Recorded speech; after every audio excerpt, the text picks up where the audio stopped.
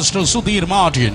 അദ്ദേഹത്തിന്റെ രണ്ടാമത്തെ മകന് ഓസ്ട്രേലിയ പോകാനായി സ്തോത്രം ഒരു അവസരം ലഭിക്കുകയുണ്ടായി. ആദ്യത്തെ പ്ലെയിൻ യാത്രയാണ്. അതിനു മുൻപ് ആ കുട്ടി സ്തോത്രം അതേ പ്ലെയിനിൽ കയറിയിട്ടില്ല. ദൈവത്തോട് പ്രാർത്ഥിച്ചു, കർത്താവേ, പരിചയക്കാരുമില്ല, സ്നേഹിതരാരുമില്ല, അങ്ങനെ സഹായിക്കണമേ, അങ്ങനെ എന്നോട് കൂടെ ഇരിക്കണമേ. ഈ സഹോദരൻ പ്രാർത്ഥിച്ച് സിഡ്നി എയർപോർട്ടിൽ ഇറങ്ങി. എമിഗ്രേഷൻ പ്രോസസ് കഴിഞ്ഞു. ലഗേജ് പിക്ക് ചെയ്യാൻ വേണ്ടി സ്തോത്രം നിൽക്കുമ്പോൾ സാമാന്യം നല്ല ഉയരമുള്ള നല്ല സ്റ്റേച്ചറുള്ള ഒരു പുരുഷൻ തന്റെ അടുക്കലേക്ക് ഓടി വന്നിട്ട് പറഞ്ഞു, ഞാൻ നിന്നെ സഹായിക്കാൻ വേണ്ടി അയച്ചിരിക്കുന്നു. പറഞ്ഞു, ഈ അഡ്രസ് ആണ്. പറഞ്ഞു, എനിക്കറിയാം നീ എവിടെ പോകുന്നതെന്ന് എനിക്കറിയാം. ആ വ്യക്തി തന്നെ 2 സ്തോത്രം പെട്ടിയെടുത്തു.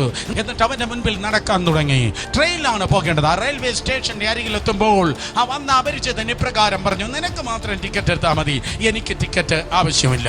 അവർ യാത്ര ചെയ്ത് സ്തോത്രം ഇറങ്ങേണ്ട സ്റ്റേഷനിലെത്തി. അവിടെ നിന്ന് ഏകദേശം 8 മിനിറ്റോളം അവർ നടക്കുമ്പോൾ ദൂരെ നിന്നേ ഒരു പ്രത്യേക ബോർഡ് കണ്ടു. ബിൽഡിങ്ങിന്റെ മെയിൻ ഗേറ്റിൽ ആ 2 പെട്ടി വെച്ചു. എന്നിട്ട് ആ മനുഷ്യൻ പറഞ്ഞു, സ്തോത്രം, ഒക്കെ ഞാൻ എത്തേണ്ട സ്ഥാനത്ത് നിന്നെ എത്തിച്ചിരിക്കുന്നു, എല്ലാം നന്നായിരിക്കുന്നു, നിങ്ങൾ എന്നെ സഹായിച്ചതിന് നന്ദി. ആ ബാക്ക് കുനിഞ്ഞ് അവൻ ആ ബാക്ക് എടുത്തിട്ട് താങ്ക് യു എന്ന് പറയാൻ തിരിഞ്ഞു നോക്കുമ്പോ ആ വ്യക്തിയെ കണ്ടില്ല. ദൂതന്മാർക്ക് ഓസ്ട്രേലിയയിൽ സഞ്ചരിക്കുന്ന ട്രെയിനിന് ടിക്കറ്റ് എടുക്കണ്ട. വേദപുസ്തകം പറയുന്നു, യോസഫിനോട് കൂടെ ആരുമുണ്ടായിരുന്നില്ല, ദാനിയേലിനോട് കൂടെ ആരുമുണ്ടായിരുന്നില്ല, ശദ്രക്ക് മേശക്ക് അബേദ്നെഗോവിനോട് കൂടെ ആരും കൂടെ ഉണ്ടായിരുന്നില്ല. എവിടെയാണോ നീ ഒറ്റപ്പെടുന്നത് അവിടെ ഇമ്മാനുവേൽ നിന്റെ കൂടെ ഇരിക്കുക.